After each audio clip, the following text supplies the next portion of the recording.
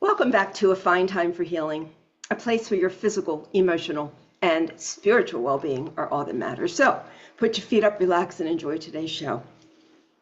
You know, I always bring you new ideas and new concepts, and today is probably one of the newest ideas you'll ever become aware of and try to grasp.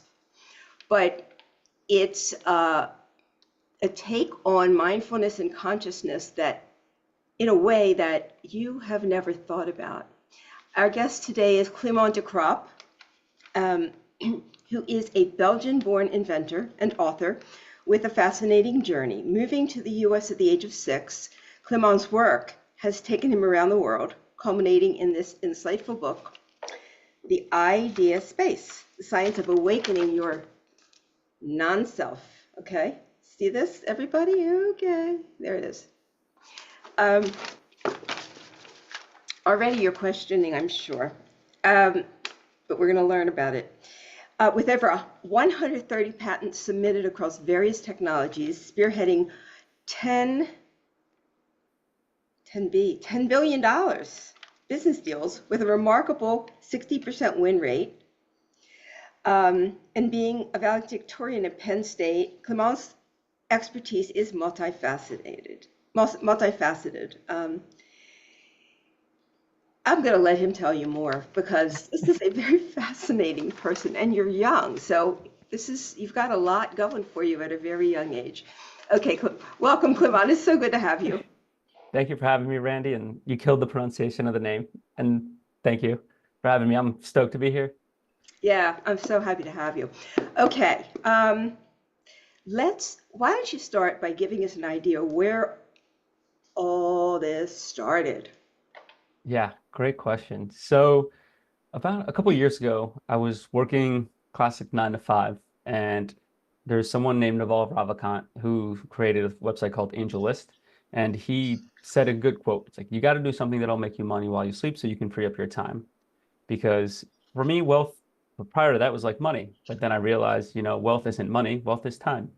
And so I read a lot and I was like, you know what? Why don't I try to write a book? And so I went on a 2-year sabbatical from work and I just wrote. And the key was to write about things that withstood the test of time. And in my mind, this was math, physics, and history. And after a nice 700-page first draft, I was able to kind of dwindle it down into some key ideas and see kind of what the silver lining was in between math, physics, and history. And this concept of an idea space came out, which is a mental model for your mind based on mathematical principles and kind of the same science that we use in physics. And so after some more editing, a lot of cutting, I got it down to like 300 pages with a picture on every page. And the goal was to really just answer the question, because like modern physics is fantastic, but for how great it is, it had yet to describe a way to sustainably describe the mind. And so I thought, what if we take the principles of math and apply them to the mind? What would be the identity of an idea space, right? What would all that stuff look like and how could it benefit humanity? And so that's kind of the genesis of the idea. And then it just had its own legs and walked from there. Yes, really. And I noticed you said math, physics, and history. You did not say science. Yes, I think math and physics combined creates science. So Okay. it's And like science is always changing. exactly. And science is weird too, because I think a lot of people believe like science is used to prove things, but the fundamental basis of science is to disprove things. So for instance, like with um, the scientific method, you start with a hypothesis and then you test your hypothesis. And after the test, you either reject the hypothesis and say it was false, or you fail to reject, which basically just means there's not enough information. So at no point are you proving something to be true. And so if something passes many tests, like an observation passes many tests from different angles, then it's deemed a natural law. But Hmm. in the same way that Isaac Newton brought up the idea of gravity to replace the law of attraction, and then Einstein brought up the theory of general relativity to replace gravity, like you said, the science is always changing. Um, You say, this book inspires anyone searching for the hidden truth of our world to find a genuine, sincere, and harmonious purpose to life by allowing you to view your own thoughts, emotions, sensations, and perceptions as objectively as you would view objects in space-time devoid of I, thereby awakening your non-self. Okay, okay, okay. Tell me what that means. Yeah. Oh my God. That's a jam-packed sentence right there. Tell me what that means. Yeah. Yeah, so starting with the beginning, trying to view your thoughts objectively. So what the book introduces is this concept of an idea space, which is a scientific model for your mind. And your idea space consists of your thoughts, emotions, sensations, perceptions, and the empty set. And the empty set is intuitively nothing, right? An absence of things, a set with nothing inside of it. So for example, if you have a table that's describing an apple, you have red apple, you have a yellow apple, and then you have a blank. The apple still has a color, but you just don't know what that value is. That's kind of what the empty set is. And so your idea space, which again consists of your thoughts, emotions, sensations, perceptions, and the empty set, has two key properties. The first is that it has zero measure, which basically just means it looks like nothing to an outsider. And the second is that it's uncountable, which basically means it's impermanent or always changing. So the thought you had like a week ago is not the thought that you have today, even though it may seem very similar. It's at a different point in time and space. And so that's kind of like the first spot. How do you view your mind objectively? And then awakening your non-self is the kind of like the whole crux of the book, since it's the subtitle. And your non-self is just the simple fact that your name, Randy or Clement, is a thought in your idea space, right? It's not a true version of who you are, right? So your thoughts, emotions, sensations, and perceptions are always changing from moment to moment. And we need to be able to approximate those so that we can actually function. For instance, there's a physicist named Richard Feynman who used to love to play the bongos. Um, but he used to have to say a saying like, what is a chair? Like we'll look at a chair, and if we get close up to it, we'll see some atoms are chair, some atoms are paint, some atoms are dust. And so to say what is a chair very precisely is very difficult. So in order to kind of simplify our life, we deal with a chair in terms of idealizations and approximations. And so in a similar way, with our names, we simplify and idealize our thoughts, emotions, sensations, perceptions at a point in time with a name like Randy or Clement. Um, and so that's kind of what the idea of non-self is, just the fact that your name is just a thought in your idea space. So that was a lot. It Yeah. is a lot, and I think as we go on, maybe it'll become a little clearer. So you say at a high level, the idea space revisits the relationship between your mind and the universe with the help of modern techniques. And so this book provides the beginnings of a digestible structure for the mind that is congruent with modern physics and applicable to all humans. In short, the book represents a union of the humanities like Zen and the exact sciences like physics. Okay. It's very hard to imagine a non-self. It's very, very hard to imagine that. Help us with that. I mean, I know you gave the apple thing. Yeah. When are we a non-self? When are we ever a non-self? Good question. So I think you're always a non-self, but then it's the idea of perceiving yourself as non-self. So a lot of times when we talk to ourselves in our thought, we'll use simple I statements because it makes it easier, right? Like, I'm feeling sad, I'm feeling upset, I want to do this, I want to do that. And that's totally fair. It's a way of thinking, but then you become the I, right? You become your name. And so we can do a simple experiment to kind of get a deeper understanding of the non-self, Okay. which is called the layers of the onion experiment, which was kind of designed by a guy named Douglas Harding from The Headless Way. So the experiment is simple. When I look at you and you look at me, like I see Randy, you see Clement, right? But then let's say I have a microscope and I zoom in, I would see cells. And then if I have a bigger microscope, I would see kind of molecules, right? And then similarly, if I zoom out, Randy, you become a state of Florida. Then you zoom out more, you become the Earth. And then you zoom out more, you become the solar system, so on and so forth. And so you get this interesting question, which is dubiously difficult. Like, where do you begin and where do you end? right? And similarly to the chair that Richard Feynman describes, there's no clear and end starting point, right? And so your non-self is the amalgamation of all your fractal layers, from the molecules that make up your body to the world that you see and you live and breathe. And at any point in time, we can identify with an aching tooth, right? Or with our country when we support like the euro that's going on right now. So that kind of like dives a little bit deeper in the non-self and just answering the question, where do you start and where do you end? And since there's no clear delineation for that, that's kind of where the idea spreads. Hmm. So what is the self? Oh man, that's $1 million question. Um, I think there's like different types of self. So there's like, at least in like the ancient texts, the way they write about it is like self with a little s is what we're most familiar with. Like my name, I'm Clement. That's myself. Then there's self with big S. And self with big S, I think encompasses the non-self that we were talking about. And Alan Watts, who's a guru back in the day, used to have a saying that true self is non-self. So I think that kind of helps answer a little bit what the self is. And of course, in 100 years, 200 years, it's going to be a completely different thing just because I feel like the world is always changing. Yeah, I mean, that's true.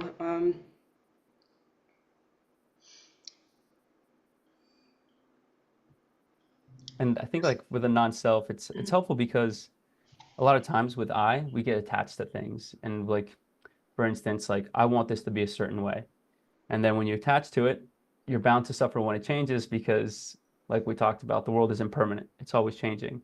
And trying to attach yourself to something that's always changing is like trying to grab water. As soon as you grab it, the water is going to kind of flow out in your hands. And so you're going to be upset when that thing changes. And so the non-self kind of helps build this sort of barrier between kind of yourself with a capital S and the thoughts, emotions, sensations, and perceptions that are going on in your idea space. And it really allows you to take a step back from the whole situation, viewing it objectively so that you can make more objective choices in your life and not be bogged down by reoccurring thought patterns. I know something that you talk about is like the thoughts that you had yesterday are similar to the thoughts you have today, and that can kind of like build up over time, right? And in order to break that cycle, it's really hard. And I think having the tools to be able to view your thoughts, emotions, sensations, and perceptions objectively is a good starting point to kind of help see a more clear picture. So you kind of want to start with a blank, just a blank space, right? And not Exactly. be influenced Yeah, by and that's called, anything from your past, your thoughts, anything you're pulling in from what's around you. You want to start from a blank slate. Is that kind of what you're saying? yeah, exactly. And that's in Zen they call that beginner's mind, where it's basically like if you have your idea space with everything, like this blob of goo, it just dissipates. Then the mind is fickle, and then it comes right back into more thoughts and more emotions, which are always fun to deal with. Yeah. Um, so this brings to mind perception, which I think that so many people believe that perception is a very real thing, that the way you perceive is the way everybody perceives. This is absolutely not true. This I know not to be true.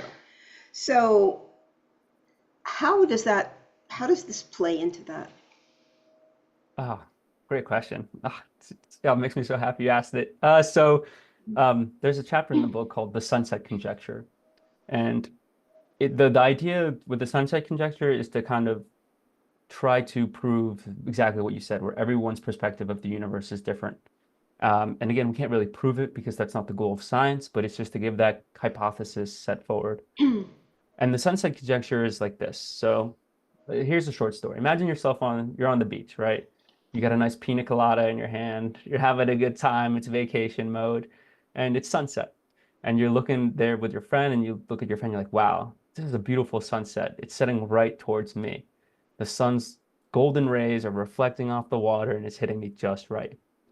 But then your friend looks at you and goes, "No, you idiot. The sun's golden rays are reflecting off the water towards me, not you." And so it's this conundrum of like, okay, how can this happen? Well, the key to to understanding this is that everyone lives at the center of their own observable universe. And so while the general universe has no clear center, the observable universe is a giant sphere centered on you, where everything you see is in the past. And the reason everything you see is in the past is because it takes time for light to go from point A to point B. So for instance, when you hear thunder, first you see the lightning, and then the thunder takes time to get to you. Hmm. But just like the thunder takes time to get to you, the lightning also takes time to get to you.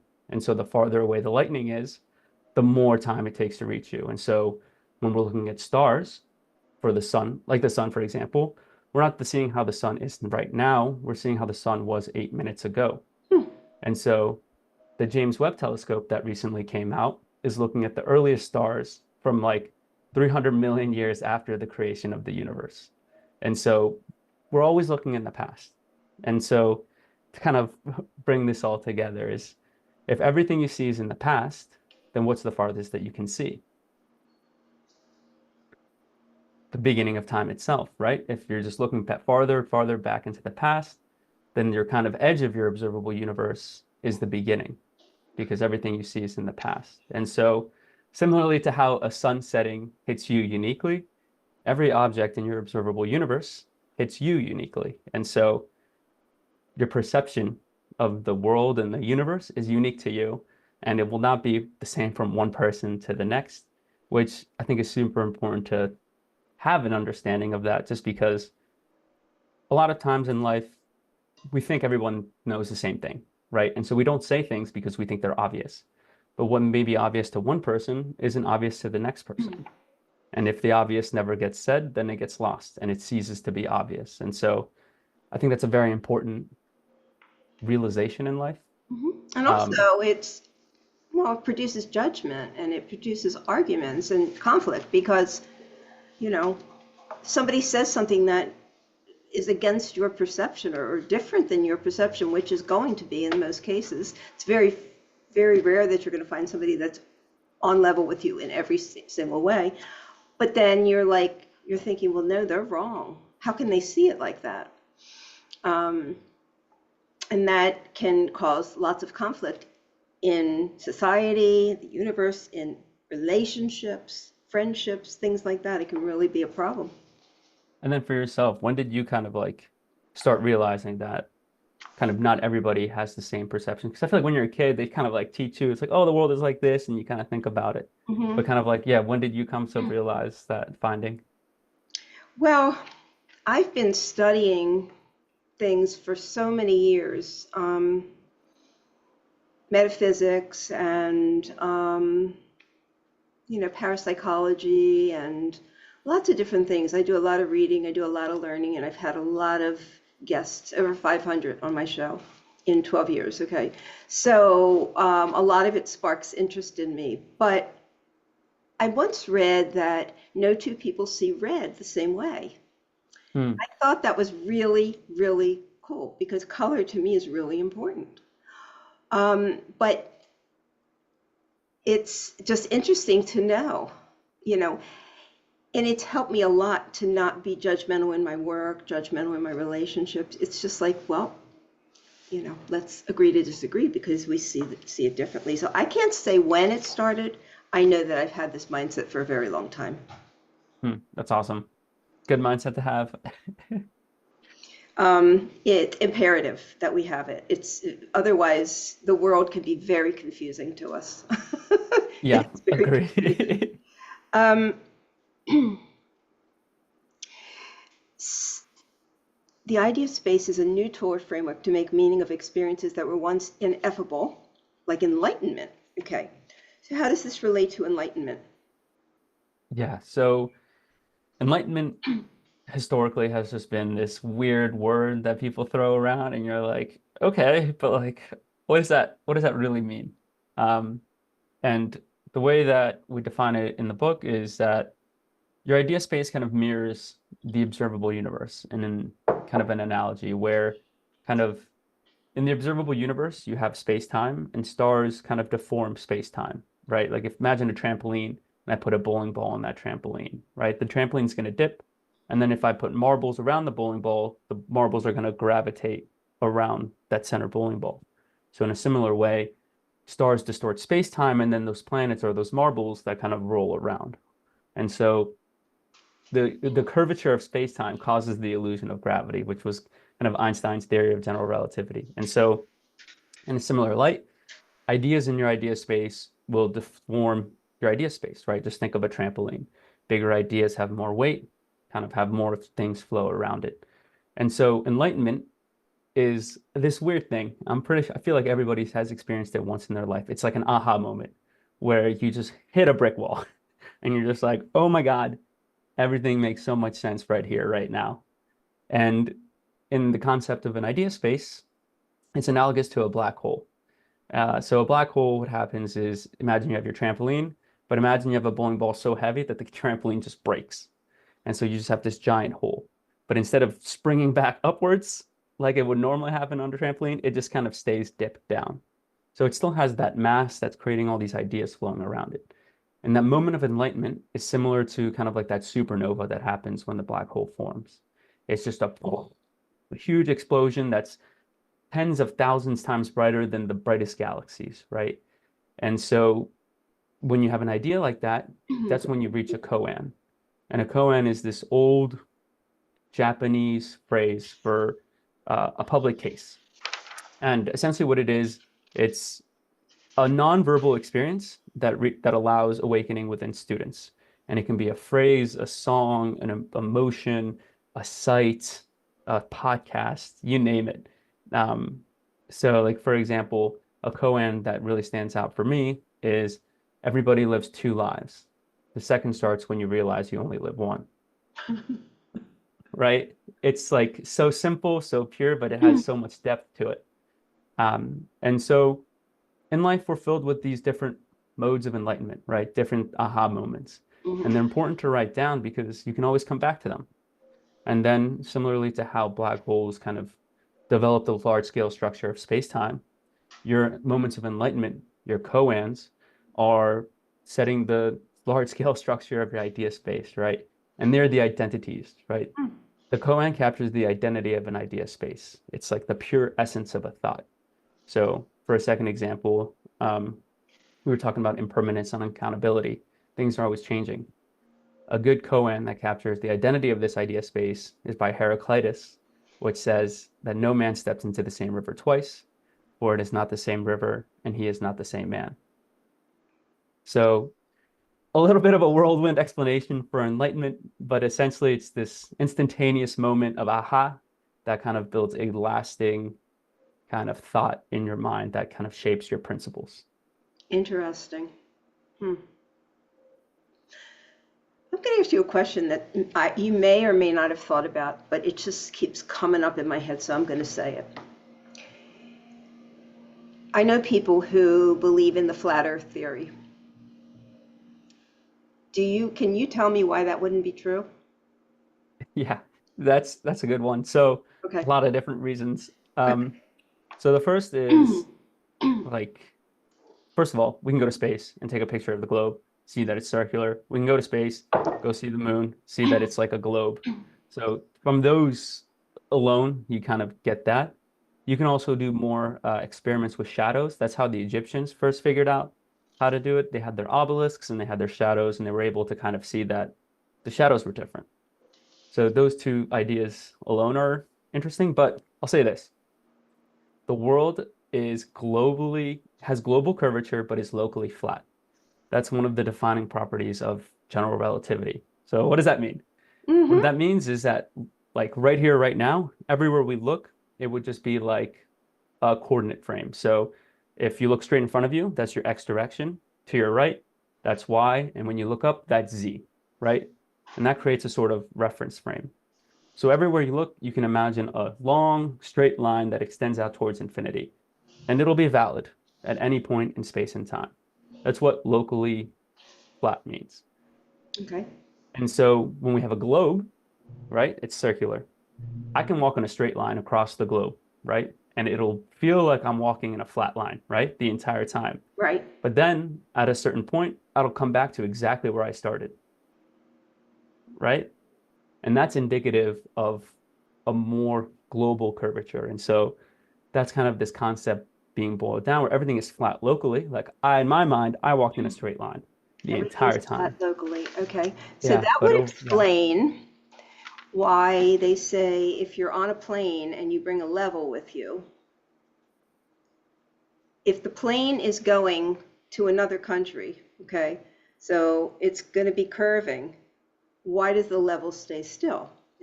Did you just explain that? I I think so. I've never tested it. That's the first time I'm hearing about that. Mhm. But I think that would make sense. I think it's like it's more so on the acceleration of the plane. So if the plane is flat, then it'll be level. But if the plane is like curving upward and accelerating upwards, then the level's going to change a little bit too. Okay. Yeah, I don't Yeah. necessarily believe in it, but I have a friend that is just so convinced, and I just want to Yeah. hear what you So had now to you say. can tell her that it's locally flat, but it Yeah, has global curvature, so it's locally. everybody wins. Okay, that's fine. Yeah, just thought I would check in with you since you give so much thought to all of these things. Let's see. Just wanted to see where I wanted to go next with this. All right. I love the questions so far, by the way. They're very thoughtful. I like it. Good. Yeah, I don't just read off your questions off the sheet. Oh, no, no, no, no, no. Because I like to get deep. I like to go in some crazy places. Okay. Um, so another way to slice and dice an idea space is through fundamental ideas. So known knowns, unknown knowns, known unknowns, and unknown unknowns. All right. Tell us what this means.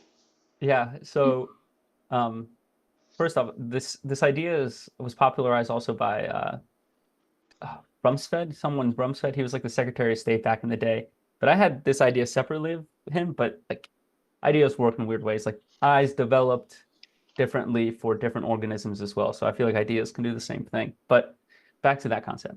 So yeah, you have the four fundamental ideas of known knowns, unknown knowns, known unknowns, and unknown unknowns, which is a lot. So a known known is something that you know to be true. Like if I look at an apple and I see it's red, I'd be like, yeah, an apple is red. The earth is a sphere. Yeah, an earth is the sphere. I mean, of course, it's not a perfect sphere, and apples can sometimes be green or yellow, but kind of like it's just like a truth of the world that is generally accepted. Okay. And then you have a known unknown, which is something that only you know and no one else knows. So, for instance, what color is your underwear right now, right? Like, hopefully, that's something you know, no one else knows. Right.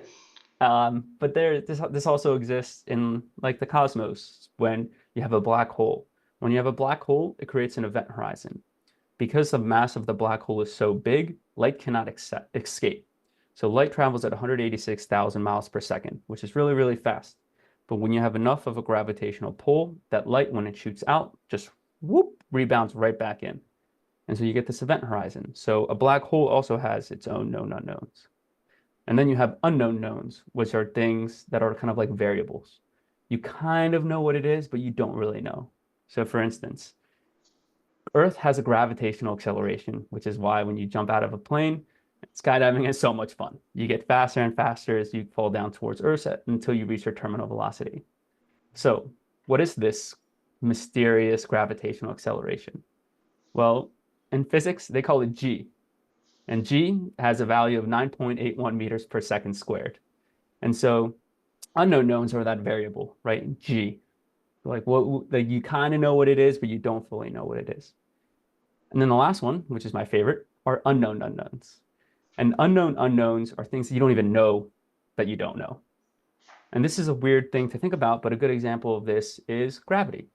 So imagine you're living in 1600 and you just counting all the different ideas that there are and you create a complete list. You just have a complete list and gravity is nowhere on there. But then in 1657 or 67, whenever Isaac Newton released Philosophia Naturalis or Mathematica, his book, I forget what it's called, but it introduced the concept of gravity. And then gravity became an idea. So it was an unknown in 1600. And then when Isaac Newton introduced it, it became more of a Hmm. concept for different people. In a similar way, before hearing this podcast or reading the book, you probably didn't know what an idea space was, right? It was an unknown unknown. And now you have a kind of a more general understanding of its structure and kind of how it applies to the universe at large. And so those are kind of the four unknown for the four known unknown matrix, right? And they all jump around.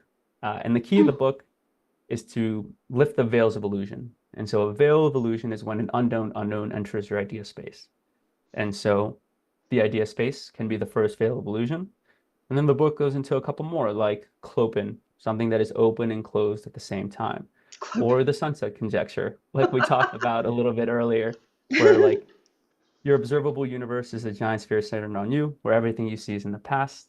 And at the center of your observable universe lives your idea space of uncountable depth and zero measure. And so it's a good framework just because everyone's idea space is different. So that matrix is going to look like completely different for you than it is for me. And it's a good way to kind of level set before kind of diving too deep into the book. Here's another one of Randi's deep dives. If you don't know the answer, you don't know the answer. But so, okay, so I'm a narcissistic abuse expert. I do coaching, and years ago, nobody knew what this was. There's still people who don't know what it was, but it caught fire quickly. So it's a buzzword now. Everybody's taken this concept, whether they understand it or not, and everybody's using it. Okay. Why do these unknown unknowns catch fire so quickly? Great question. I think it's because even though we don't know what they are, they still dictate the world works. So, for example, with gravity, like we didn't know what gravity was, and then we kind of figured it out. And now we can drive cars. Now we can launch spaceships, and we can do all of this fantastic stuff just because the unknown unknown became clear. And so I think when you have very powerful unknown unknowns like that, it catches fire because people are so like they knew it existed, but when you put a word to it and then that word is able to kind of create a deluge of like other thoughts and emotions that just like picks up steam, I think that's when it gets hot. I don't know, what do you think? I think that's a good explanation. I do. I do. And there's always a buzzword. There's always a buzz phrase. There's always a buzzword.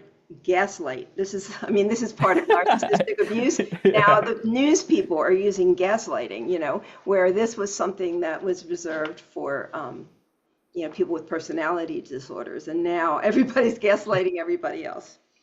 And words are weird because words are so important because in life, there are things that are imagined realities and there are things that are objective realities. So imagined realities are real because we believe them to be real. So for example, language is an imagined reality because it didn't exist, then it existed, and at a point it won't exist. For example, Latin. Latin at one point didn't exist, then it was huge. It was the main language for commerce and business, and now it's considered a quote unquote dead language. And so language is always developing over time, and so we need to introduce new terminology and a new vocabulary to the lexicon so that we can describe our experiences in a way that are very acute and very punctual so that we can talk about the mind in a way that's divorced from I. And then I think this will help a lot from just having open conversations because a lot of people don't want to say their idea because it's like, oh, that person had that idea. Haha, let's make fun of them. Right? Like, no, that's not how it works. Like It takes a lot of the courage to bring out something new like that. yeah, and then the idea is separate from the human, right? Like it's the idea, right? Like it's not mine, it's not yours, it's no one's, it's an idea. It's a separate entity, it's a separate thing. And I think understanding that will just lead to more open or clopen conversations Open, right. moving What is forward an in life. idea? What is an idea? Oh man. Um,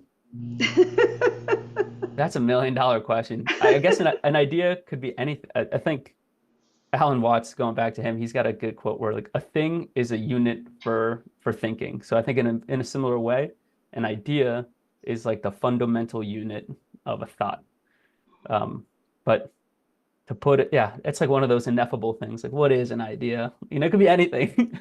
Right. I mean, for me, looking at it in sort of a spiritual, cosmic way, ideas for me are things that land in me that I'm being influenced to know. Okay, that's the way my mind works. Okay, so I take in information that's sort of whispered to me from whatever's around me, and that's what sparks ideas for me. I pay attention to it and I go, okay, this is good knowledge that I didn't have before. I think a lot of us do it and aren't really aware that we're doing that we're downloading information. But so I don't know. It's Yeah, I not that think way for everybody though.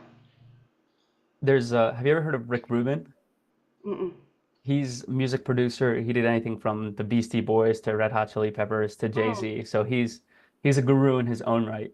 But he talks about something similar idea where we're all just kind of like receivers for thoughts and ideas Mm-hmm. from a source. Mm-hmm. Um, and in a way, like we talked about, everything we see is in the past, right? And so the edge of your observable universe is the beginning of it, which is what physicists call the Big Bang.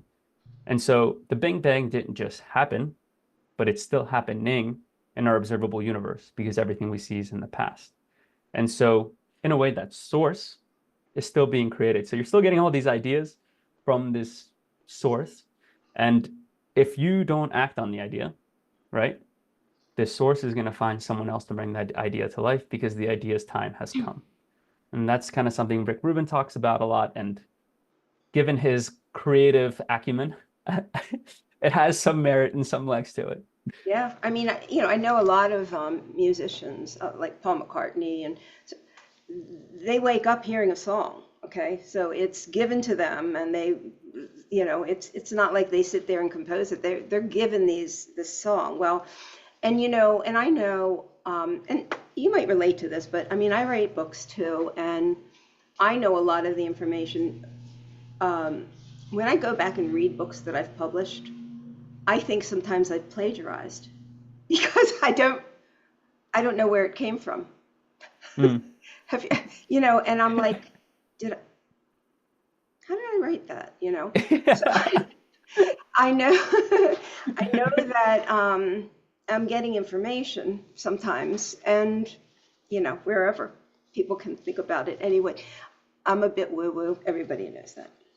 Yeah, I think that's like part of life where the beauty of like mindfulness and all these like things is it's so helpful for people. And I think people are off put by it by the woo-woo-ness.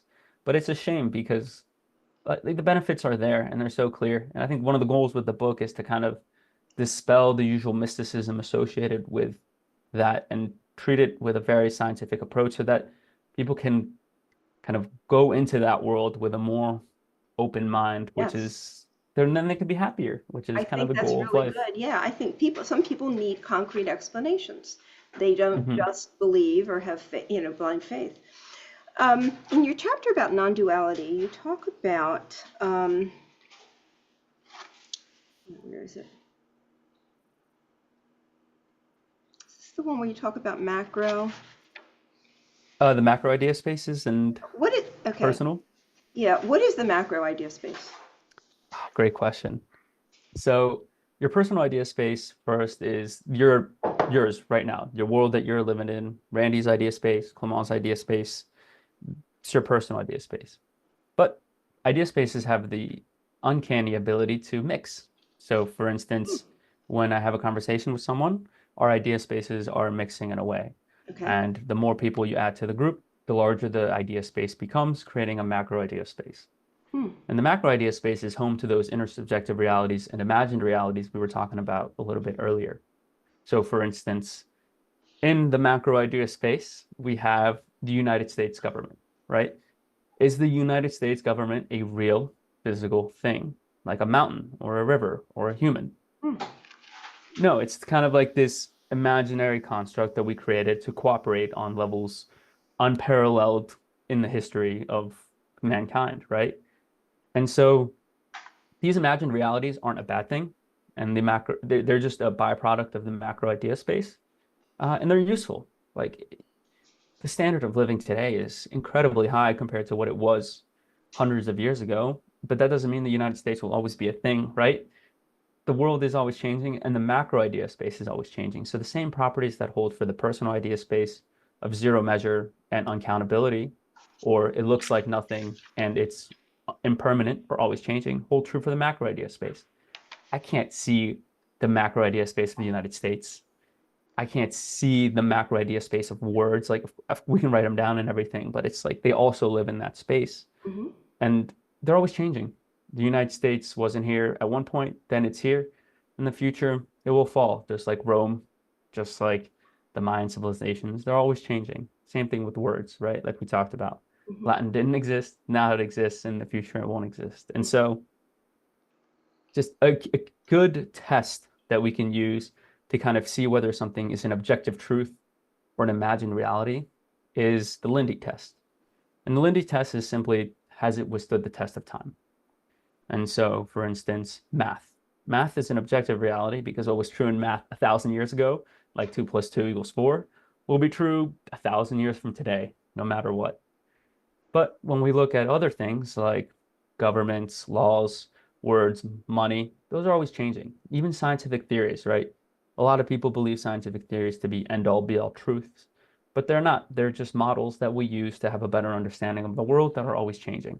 Right. Again, very useful, but it's important to have that distinction between the two. Um, is this related all to what's called the collective consciousness? Yes, I think that's another good way to categorize the macro idea space. It's just our combined thoughts and our combined truths of the world. Mm-hmm. Mm-hmm. Which is, it's really important to understand that because our combined thoughts can make incredible changes. You know, where people think that, you know, what can one person do? If they realize that their thoughts combined with other people's thoughts can do a lot, I think that's really important to know. And I think that's how unknown unknowns get uncovered too. Like I have thoughts in my idea space, right? And you have thoughts in yours, and there's unknown unknowns.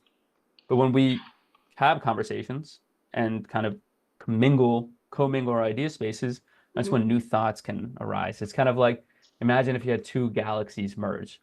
All the stars are going to collide and things are going to explode, and it's going to be this beautiful just bang in all directions, and new ideas are going to be created. It's just bound to happen.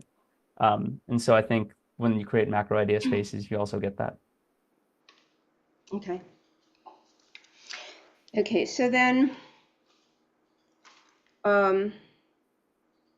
I have learned that all time exists simultaneously. Do you believe that? The past, Oh present, and man, future is overlapped in a matrix? that's such a good question. So it's important to note that time is a man-made construct, Right. right? Like if you ask, like time and space are very weird phenomena because they're just used to describe events. They're not like physical things, right? Like things happen in space and time and they're kind of like another mental construct. And so I do believe the only time that we have is now, and everything we see is in the past. And there's a good quote by Joseph Goldstein, which says, you experience the past as a thought in the present, and you experience the future as a thought in the present. And I think that's a very enlightening koan to think about, right? Mm-hmm. Just because a lot of times we'll dwell on the past that's inaccessible or think about the imaginary future and start to worry, right? Right. Lao Tzu has a good quote. It's like when you're thinking about the past, you become anxious. When you're thinking about the future, you become worried. That's right. That's And exactly so, yeah, so it's like right. at the end of the day, the only reality we have is the present moment. And it's really hard, Mhm. especially with all the imagined realities that are put upon us to stay in the present moment just because we want to be like, oh, I've got to work on this app. Oh, I've got to like talk to these people and do this and that. And so to your question about whether time is past, present, and future at the same time, it's kind of like it's like, oh, trick question. Time doesn't exist. Right. Time doesn't exist. So anything Yeah. that's happened, Yeah. So, I mean, this is a concept that I just, try to explore. And I don't think our human mind can grasp that concept. I just don't think it's possible. It's so weird, and especially since we've been so ingrained to think about seconds. Like a second for us is such a fundamental unit of life Hmm. that so there's a fun little experiment that physicists did. So we have like seven basic units, right? Measure length, time, luminance, and different sort of things. But you can combine them into there's like four fundamental constants in the universe. The speed of light, Newton's gravitational constant, which describes how things kind of interact with each other, the Boltzmann constant, which describes kind of how many molecules and how those are moving related to heat.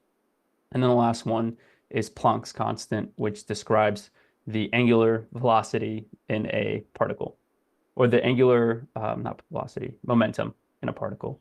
And so you can rearrange those four fundamental constants to the seven that we have in our world.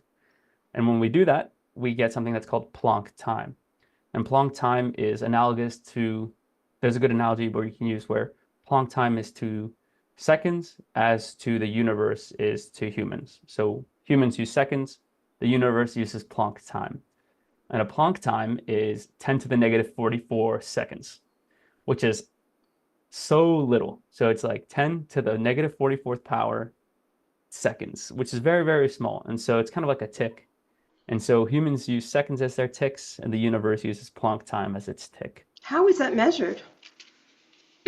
I can't be measured right now. That's the thing. It's more of like a theoretical perception of time based on the fundamental units that we've been able to uncover so far. Hmm. Yeah, it's a weird, weird concept. It's It's a like very hypothetically the weird. smallest measure we can do. Yeah. Um, what do you, other than the book that you wrote, what do you do with this information? Oh, yeah, that's a good question. I think about it a lot. Um, Especially like the idea that we're always looking back in time. I think that just kind of helped builds perspective of the other illusions that kind of like fade our judgment, Hmm. and then focusing on what's really important of objective realities like relationships, health, and just doing wholesome actions. Um, but then once I have those thoughts, so there's the book, we made the cards to kind of help digest the book. And then I'm building out an app right now that's going to be like a Gen AI meditation app. Mm. So you'll chat with it when you want a meditation, it produces one, and then you can reflect on it, on your goals. You have a progress tab and everything. And it's going to be have the idea space kind of baked into it so that if you want to learn more about some of these concepts like Clopen or the sunset conjecture or all these things, it gives you an avenue to do so in a way. So I think that's the goal for right now. Do that.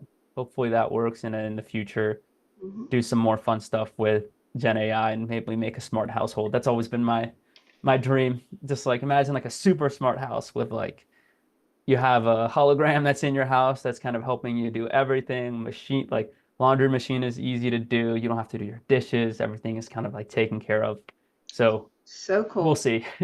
So cool. Well, when you get this app up, I mean, you have to let me know because I want to talk about that. I think Yeah, really, 100%. that's really, really cool.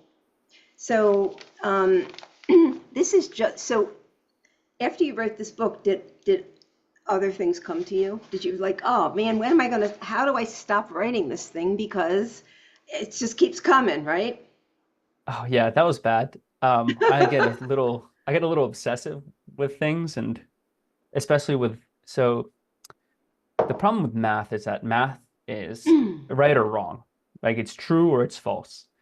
And when you have this idea in math and you can't get it out of your head, it's becomes like all encompassing. You can't think of anything else but that. And so that happened for a while after I was writing this, just because like the first draft was like very technical, and then I tried to make it a lot less technical. And so there's still a couple theories in my mind that are very like omnipresent, but I try not to dive too much into them just because they're not good for my mental sanity. Yeah, I feel like You'll see that with a lot of mathematicians where like a proof is a very, very stubborn thing to do. It's very, very annoying and it's very, very meticulous, but it's very simple at the same time. But that's why it's so annoying because capturing its simplicity is very challenging. Um, and so after writing the book, I did dive deeper into the theory. I was like, do I want to become like a theorist guy and just go all in on this and then live my life like that? And I figured probably not the best use of my time just because like I feel like I don't know. You know how like you were talking about the ideas before. Sometimes the ideas just come, and in my mind, it was more so like, okay, I think the entrepreneurial route will get me more to the lifestyle I want to live in the future. Hmm. Um, so I think I'll revisit those theories if everything works out and Hmm. people were like, I want to hear those theories. Then then we'll get to them. But until then, I'm putting them on a back burner for a little bit. Has your idea space always been this active? Oh, I think so. My parents used to call me the Energizer Bunny, so I was always moving around when I was younger. Um, but it's important to like be able to, in the same way that when we work out, we kind of like put our body through the ringer and give it a test. It's important to do the same thing with our mind, where we have our body sit still, but then have our mind go through it. Because when you work out, your mind kind of shuts off, which is really nice. But then you also need to be able to do the opposite, and I think that helps build a well-rounded lifestyle. Did you ask a lot of questions as a kid? So many questions. I was that kid in class. I would always raise his hands to ask questions, answer questions. Like that was, I still remember being in math class and just like, I would just sit there, not take notes, and just answer as many questions as I could. I was just like, because when I took notes, I would get distracted. And so I was just like, I'm just going to listen to what this person has to say to me. The notes will be online. And so, yeah, I was always fascinated by how the world works, which is why I did mechanical engineering at school. And yeah, still interested. I'm a nerd, if you couldn't tell, but I read textbooks for fun in the morning. So I did anything from physics to um, rocket science to nuclear engineering. And now I'm finishing up my like mini masters in computer science. I've read like 6, 7 textbooks on computer science. And yeah, I'm a nerd. I like to Yeah, read that's textbooks. okay. That's all right. That's okay. So you're not just a mathematician, you're an engineer, and do you work as an engineer, or do you have a job that where you do that? So right now I do deals. So like I started as a consultant and then I took the 2 year hiatus because I was burnt out and then coming back to do deals for a bit just to pay the bills while this is getting off the ground. But I think so I'm 28 and my goal is by 30 to kind of have this be running to the point where it's self-sustaining. And that was kind of my goal from the get-go to gain financial freedom. Like I said, I want to be able to free my time. How do I do that? Starts with a book. Hmm. And then, so I'm hoping within the next year and a half, year here, I can achieve my dream. And you've applied for many patents. What other things have you created? So the patents were through IBM and they were the number one patent producer for like 30 years running. Hmm.